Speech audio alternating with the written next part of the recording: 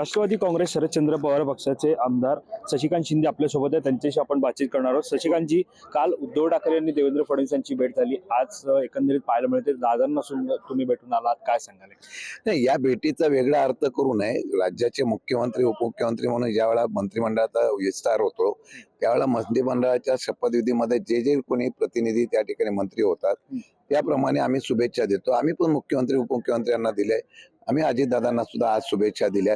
2 दिवस भेट झाली नव्हती म्हणून आज त्यांची वेळ घेतली आणि भेट द्यायला गेलो होतो। तुम्ही म्हणत आहात की ज्या भेटीगाठीचं राजकारण किंवा चर्चा करू नये, मात्र या भेटीगाठी सध्या चर्चेचा विषय ठरत आहे। नाही, एखाद्या भेटीने चर्चेचा विषय होत असेल तर तो विषय होतो, त्याला काय पण ते भेटच घेऊ नये त्या चर्चा होऊ नये म्हणून असं काही नसतं। मला वाटतं की पवार साहेबांच्या बरोबर काम करत असताना आदरणीय अजितदादांचे अनेक वर्षापासूनचे माझे एकदम फार जवळचे संबंध आहेत आणि त्यामुळे माझं कर्तव्य आहे पक्षाच्या पेक्षा एक आपलेपणाचं नातं असतं, त्यामुळे त्यांना जाऊन भेटून सदिच्छा देणं आणि त्यांचा आशीर्वाद घेणं मी करतोय। आज तुम्ही विधान परिषदेमध्ये असता, विधान परिषदेमध्ये सभापती म्हणून राम शिंदे अर्ज भरणार आहेत, काय सांगाल? नाही, राम शिंदेच्या अर्जाची नावाची चर्चा अजून त्यांनी घोषित केलेलं नाहीये। विरोधी पक्षनेत्याच्या दालनामध्ये आम्ही बसणार आहोत, त्याच्यावर आम्ही सविस्तरपणे चर्चा करू, पुढे काय करायचं याच्या बाबतीमध्ये भूमिका घेऊन मग निर्णय घेऊ। तुम्ही म्हणत आहात की अजून घोषणा नाही केल्या, मात्र चंद्रशेखर बावनकुळे यांनी ट्विटरवरती या संदर्भातली माहिती दिलेली आणि त्यांनी आम्हाला प्रत्यक्ष काय माहिती मिळाली नाही, वस्तुस्थिती आहे।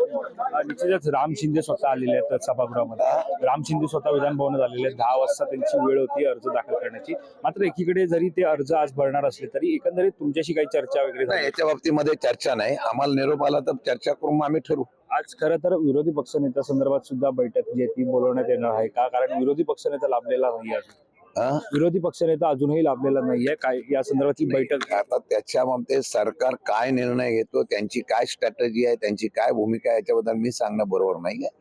त्यांची काय निर्णय होता त्याच्यावर मग आम्ही लक्षात। एक शेवटचा प्रश्न आहे की छगन भुजबळ कुठेतरी नाराज आहेत, ते सुद्धा विधान भवनात पाहायला मिळत नाहीये। एकंदरीत तुमच्यासोबत सुद्धा ते सहकारी म्हणून काम केलेलं होतं, तुम्ही सुद्धा काम केलेलं होतं, मंत्रिमंडळामध्ये त्यांना स्थान मिळालेलं नाहीये, काय सांगा?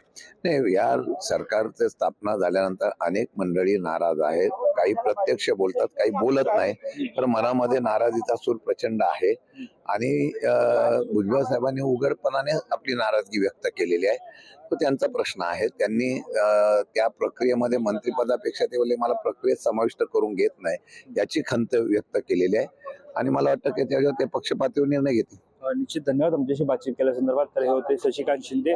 एकंदरीत आपण पाहतोय की त्यांनी संपूर्णपणे विधान परिषदेमधील कामकाज असेल या सगळ्यावरती त्यांनी भाष्य केलं।